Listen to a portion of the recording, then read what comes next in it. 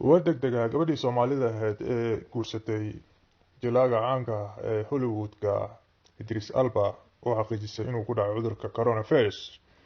Sabrina Dhore oo ah gabar Soomaaliyeed xaasna u ah jilaaga caanka ah ee Hollywoodka Idris Elba ayaa xaqiijisay inuu ku dhacay cudurka dilaaga ah ee adduunka dhan weerarayay coronavirus kadib toddobaad kadib markii uu ku dhacay ninkeedii. Sabrina ayaa difaacday go'aankii ku ag joogtay saygeeda oo ku jiray labada toddobaad ee karantiilka. Waxay sheegtay in ay doonaysay in la joogto Idris isla markaana ay dareemaysay dabciga xaasnimo ee ah in ninka la daryeelo. Lamaanahan ayaa sheegay in ay hadda ku jiraan karantiil ayna ku sugan yihiin gobolka New Mexico ee dalkaasi Mareykanka halkaas oo u joogaan jilitaanka filimkii ugu dambeeyay uu jilo Idris Elba. dhab ahaantii maanta ayaa ogaaday inaa qabo cudurka coronavirus ay tiri Sabrina oo ah gabar Soomaaliyeed kana soo jeeda Puntland,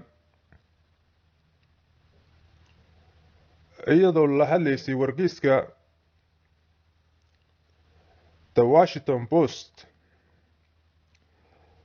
Go'aanka waan sameyn lahaa aan nafteyda ugu geliyo qol gaar ah ama aan ka fogaado, laakiin waxaa qaatay go'aan ah in aan asaga la joogo welina xitaa jirkiisa istaabtaabano,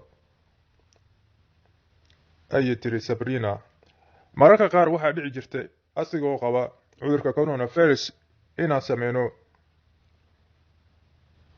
sariirta, ayay tiri Sabrina. Sabrina oo ka hadashay xaaladeeda caafimaad waxay hadda dareemaysaa xanuun aad u daran,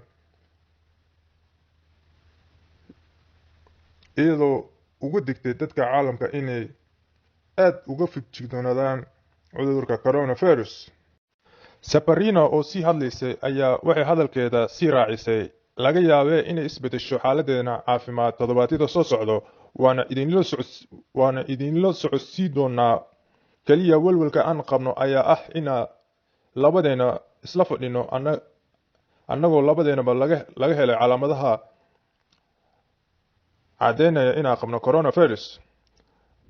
Xaaska aktarada Idris Elba ayaa lagu dhaliilay inay ka ag fogaad weysay Idris markuu ku dhacay cudurka coronavirus, taasoo keentay in uu eeyadani ku dhaco toddobaad kadib.